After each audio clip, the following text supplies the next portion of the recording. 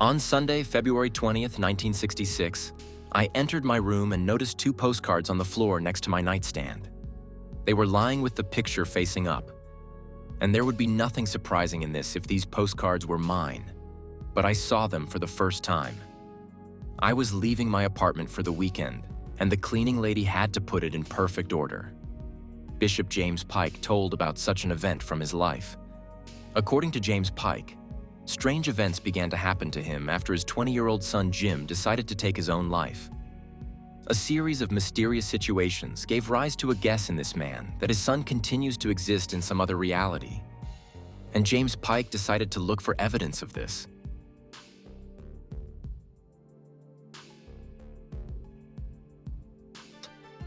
When I found the postcards on the floor of my room, it seemed completely incredible to me, because the woman who cleaned my apartment always did a good job.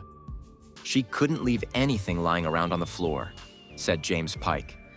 Shortly before this incident, on Friday, February 4th, 1966, Pike's eldest son, Jim, went to New York and passed away in a hotel room. After my son's death, my friends David and Maren accompanied me everywhere. They were with me on the day I found these two postcards. I called my friends into the room and we started discussing this strange event, Pike recalled. That evening, the friends were unable to explain the appearance of these postcards. They were not left by the cleaning lady, and no one else could have left them, since Pike's apartment was locked after cleaning. On the morning of February 22nd, something even more inexplicable happened. Pike and David were already having breakfast when Maren appeared in the kitchen. "What's wrong with your hair?" David asked in surprise. Then Pike also noticed that some of Maren's curls were scorched. Maren went to the mirror and returned extremely surprised. When the discussion of what had happened began, Maren remembered that Pike's dead son had never liked her curls. He often repeated that Maren needed a haircut. 2 days later, when James Pike came to his apartment, he discovered that two photographs of him and Jim together were missing from the shelf. Pike found them in the left half of the closet. There was a terrible mess there, as if someone had deliberately turned over all the clothes in it. Thinking about what was happening in my apartment, I suddenly thought that all this could be the work of my son, who had disappeared but was alive. I had read about such phenomena in the newspapers before. They said that the spirit of a dead person can create disorder in the house where he used to live. Such a guess suddenly struck Pike. Later, Pike began to notice other oddities in his apartment. For example, he found pins, books, and other things scattered here. One day, Pike noticed that Jim's alarm clock showed 8:19. He remembered well that this clock had not worked for a long time. Pike did not wind it after what happened, and it always showed 12 to 15. James Pike decided to contact the medium Mrs. Twig. But when he was waiting for his turn in her house, he suddenly felt ridiculous. Pike began to regret that he had come here. He got up and headed for the exit. However, in the hall, Pike clearly felt Jim's presence. And then I was called to the reception room to Mrs. Twig. When we met, she asked if I had any object that belonged to my son. I handed Mrs. Twig a pack of postcards that Jim collected, said James Pike. It was not long before Mrs. Twig told her guest that his son was there. Then Mrs. Twig's voice changed and she began to speak as if for someone else. I didn't know what I was doing. I had no one to talk to. I can't stand all of you. I can't stand this life. All this time, Pike felt the presence of his son. Mrs. Twig continued speaking. I am not in purgatory, but rather in hell. But no one here blames me for anything. Now I must live my life, and you must live yours. I am very upset about what happened. All this time, Pike was silent. He found it difficult to believe that his son was really talking to him.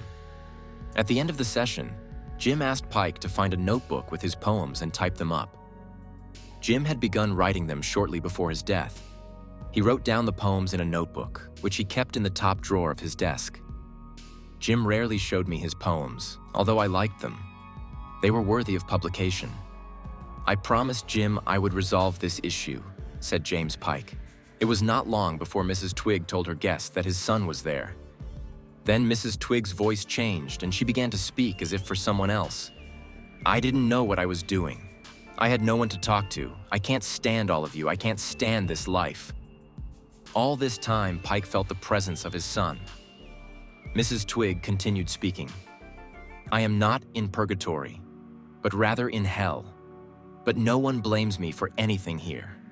Now I must live my life, and you must live yours. I am very upset about what happened. All this time, Pike was silent. He found it difficult to believe that his son was really talking to him. At the end of the session, Jim asked Pike to find a notebook with his poems and type them up. Jim had begun writing them shortly before his death. He wrote down the poems in a notebook, which he kept in the top drawer of his desk. Jim rarely showed me his poems, although I liked them. They were worthy of publication. I promised Jim to solve this problem, said James Pike. Listening to Mrs. Twig's answers, Pike began to notice that her voice was getting quieter. He had the feeling that the battery was running low.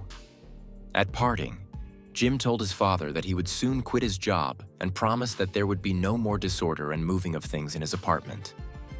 And indeed, the mysterious phenomena in Pike's apartment ceased after this visit. James Pike began his research in order to find an answer to the question of whether contacts with the dead are possible. Pike wrote several articles on this topic and was invited to appear on television. The famous medium Arthur Ford also participated in the program with him. It was planned that during this program, which was recorded on September 2, 1967, Ford was to try to contact the inhabitants of another world. Pike did not make any loud statements during this program. He said cautiously, "The inexplicable phenomena that I have encountered indicate the existence of eternal life." However, after this broadcast, several newspaper articles came out with loud headlines. Pike hears the voice of his dead son. Pike claims to communicate with his dead son. No, Bishop Pike, you did not talk to your son. All this caused a wave of criticism against Pike. Every day he received hundreds of letters. Many of them were hostile. They said that Pike had fallen into the hands of dark forces. Soon, Pike was suspended from his official duties, as Jim predicted during the first session with Mrs. Twig. I continued my research, participating in sessions with mediums, consulting with doctors and scientists. I learned that the inexplicable phenomena in my life could be caused by the energy of my personality. And during sessions with mediums, I could unconsciously transmit my thoughts to them, and the mediums passed them off as Jim's messages. However, these are just versions. My research has convinced me of the existence of a certain energy, the nature and manifestation of which remains completely unknown to man, said James Pike.